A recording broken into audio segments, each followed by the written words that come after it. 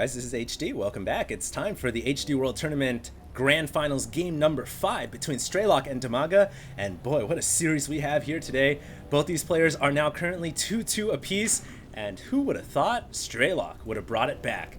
I thought after the first 2 games this was going to be a quick sweep, but Straylock has shown that he is one of the best. He has been able to bring it back. It is now anybody's game to take in this series. Straylock now once again giving the good old lazy face, this time with a little added ear to the left. But I do not know who is going to win this series now. It is absolutely down to the hair. Both these players are so well skilled and so well talented, and it shows. They are both hitting these windows so perfectly with regards to timing. They're getting their units in there when they count. They're making sure they extract the best, the maximum value for every single unit that they have, and it just shows, man, that these two deserve to be in the grand finals. And of course, if you guys are from Ukraine or from Europe, then you guys are both probably cheering right now, because it is a victory for Ukraine today and for Europe overall, as both these players do hail from Ukraine. And I don't know, we'll see what happens. Zerg versus Terran, game number 5 between Damaga and Straylock. It begins now.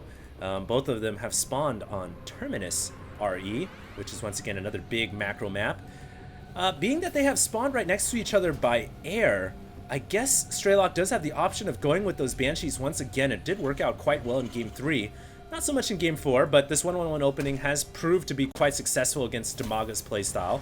And it looks like the wall gets erected before the drone gets over there. So unfortunately for Damaga, he's going to be unable to scout Straylock for the opening minutes of this game.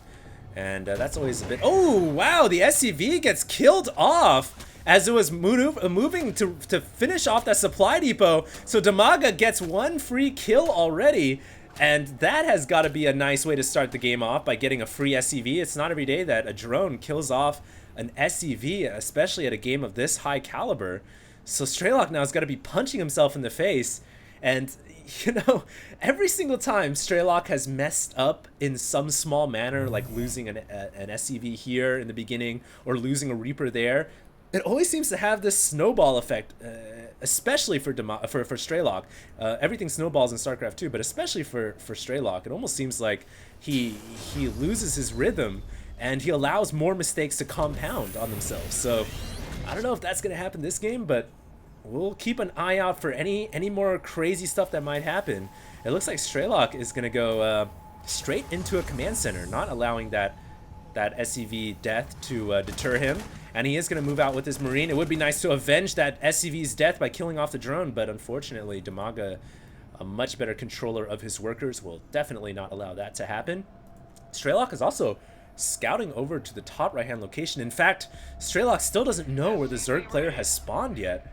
So he is actually still in the dark as well, but he's going to be pretty happy to find out that Damaga is playing standard. I don't think Damaga is going to try an all-in Ling Bust again, but you never know. He does have a hatchery up right now, and he does have speed on the way, but I don't know. We'll see if Damaga tries to do what he did in the last game. Straylock wisely throwing up a bunker just in case a massive flood of Zerglings come. He is going to be well prepared, and remember that bunker in game number 4 in the last game paid huge dividends. It was able to keep Straylock in the game, in fact, minimizing his losses at the front.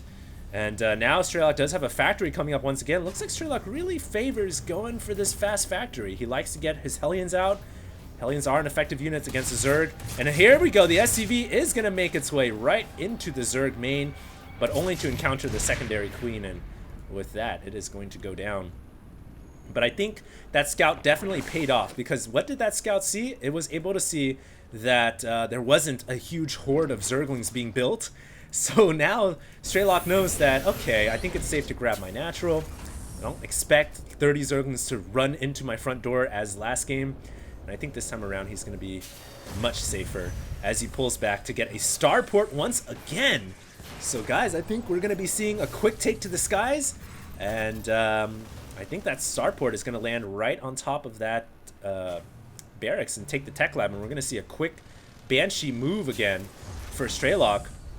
combined with his Hellions, and this, and like in game number 3, I believe, which was on Icy Cup Test Bug, Straylock decided to reveal his early Hellions so that Damaga would not be prepared for the Banshees, and it worked out very well. That was when the Banshee was able to kill off about 13 drones. So I think Straylock might be doing the same strategy and same tactic, once again revealing his early Hellions to the Zerg player. On top of that, he gets the added bonus of killing off the Zerglings at the Xel'Naga watchtowers. 2 more Hellions on the way, and yes indeed, Straylock is going straight into Banshees with Cloak.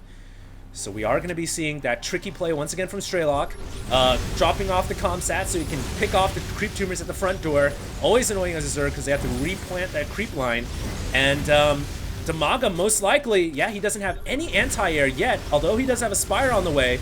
Does look like Damaga maybe once again going for Muta Ling. Not going to be going for Ling Infestor Ultra, which was his opening strategy for the first couple games, but in the last game he switched over to Muta Ling. So actually, Damaga with Muta Ling will be able to deal with Banshees pretty well. Obviously, this first Banshee may be able to get a couple kills before the Mutalisks come out. And hello, Zerglings have been able to surround 1 Hellion, make it possibly 2. Yes, they're going to be able to surround another Hellion, or at least be able to get the kill. And I think they may be even be able to kill the 3rd Hellion as well. And I'm wondering where the Banshee is. Has it moved in? Has it tried to do any damage? There it is. Straylock finally deciding to move in with that Banshee. I feel like he could have moved in a bit earlier. Kind of hesitating, but now has moved in. I guess he was waiting for Cloak to finish. And, oh man, a bit of a miscontrol there. I don't know if Straylock needed to Cloak. Obviously, there's nothing here that can detect Straylock's Cloak Banshee. Even though there's an Overseer on the way, I feel like he could have waited for the Cloak. But as it stands, he is going to be able to get 5 kills regardless. 1 Overseer just completed right there, and 5 Mutalisks now on the way. So Straylock's time here to get kills is limited. He's got about 8 seconds to kill off as many drones as he can, and he's going to try to eke it out. He's getting 7, 8 kills. Nice play, and he decloaks and gets out of the way. So once again, that Banshee doing wonders for our Terran player. Not nearly as good as game 3, but 8 kills is nothing to scoff at, and Straylock will happily take that home. And hopefully he can capitalize on that as this game progresses. I mean, seriously, if Straylock wins game 5 here, what a momentum changer. 2 games down and then wins 3 in a row. That has got to mess with Damaga's mindset. I mean, I know I would in a tournament. If I was up 2 and then I lost 3 games, I would be so angry. I would just punch a hole through the wall. Or maybe throw a potato at it. I don't know. Damaga here coming in here with 5 Mutalisks is not going to be able to do much. Not with those Marines on patrol duty and a missile turret on the way. And Straylock wisely has his air defenses up, anticipating the Mutalisk. Has a missile turret at the main and no missile turret at the natural yet, but a missile turret at the 3rd. So things are pretty well locked down right now for Straylock, who's looking pretty good this game. Income tab, though, showing that Damaga has just spiked ahead of our Terran player. I was looking at the production tab, and there was like 15 drones being built. So Damaga just shot way ahead in economy. It just doesn't matter. If you're Damaga, even if you lose drones, just select all your hatcheries and then hold down the D button, and then you get like 15 more. That's how Damaga does it. That's how he rolls. And he has now got 70 drones over 47, so his economy is once again booming. He is in the roaring 20s right now, and he is making some banelings to add some explosive firepower to his army and his arsenal.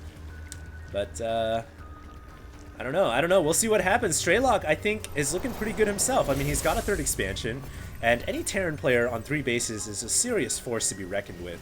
No matter how many bases a Zerg has, a Terran player that moves out and has this many bases is he can fund a very long war of attrition. So I think Straylock is looking pretty good, and he is actually gearing up for a drop here. This would be a very interesting, just kind of hopscotch right over this the main into the 3rd and just drop right here. That would be quite deadly. It looks like Straylock may be hesitating a little bit. Here comes the Mutalisk flying out across the map, and the Banshee quickly cloaks, but the Overseer here detects the Cloak Banshee, and it gets picked off immediately. Damaga looking good. Straylock also looking good himself. And I think our Zerg player's strategy this time around is just pure Mutaling. Mutaling and Baneling. And I mean, why not? It's a good strategy. Straylock, meanwhile, I think is going to be going for a combination of Biomech, as he has done in all the other games. And he does have He does have the armor upgrade coming for his Marines as well. All upgrades in terms of weapons and shields are completed. So Straylock, his bio backbone is quite strong right now. Damaga immediately going for a 4th expansion at the middle of the map, and his creep spread is just brilliantly on timing. This game is just all over the map. Things are looking very, very good. And he has complete map control right now. Surprisingly, Straylock has decided not to push out yet. I feel like maybe he's waiting for +1 armor to finish, and then he's going to make a push. But you guys all know, as a Terran player, eventually you do need to make that timing push to hit the Zerg player before the Zerg can really get a massive economy rolling. But I don't know if a push is going to be successful, because Straylock really seems like he just doesn't have that much of an army. His army just looks really small this time around compared to all the other games that we've been watching so far. I mean, especially in comparison to this humongous flock of Mutalisks, Lings, and Banelings. It doesn't look very good for Straylock. Straylock, I think, needs more Marines in this mixture. And I think I see the reason why. Straylock doesn't really have that many barracks.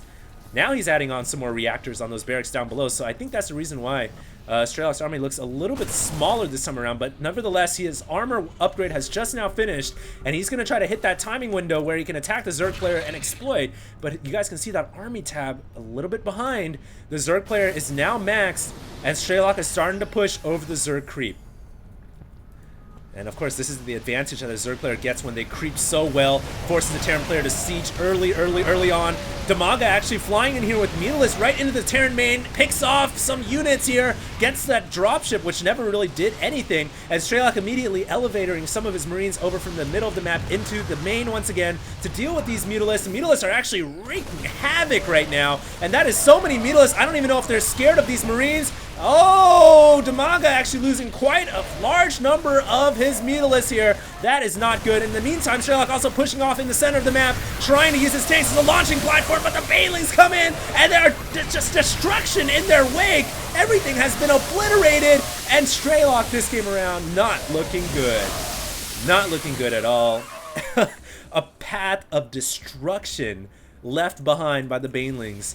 And Straylock now just tilting after that last attack. He has rebuilt a pretty decent army though, but I don't know if it's going to be enough. I think he should be able to defend this quite easily, as Damaga is trying to make an attack, expecting Straylock not to have that many units, but Straylock actually had a couple Thors in the back and more Marines. And now Straylock once again launching yet again another push into the heart of the Zerg player. Now, before the action got heated last game, I just wanted to mention that the creep spread is so important for Damaga, because it really forces Straylock to siege up here or here, you know, in early positions and not close to those hatcheries, because he just doesn't want to make a bad push on the creep and then have his forces surrounded.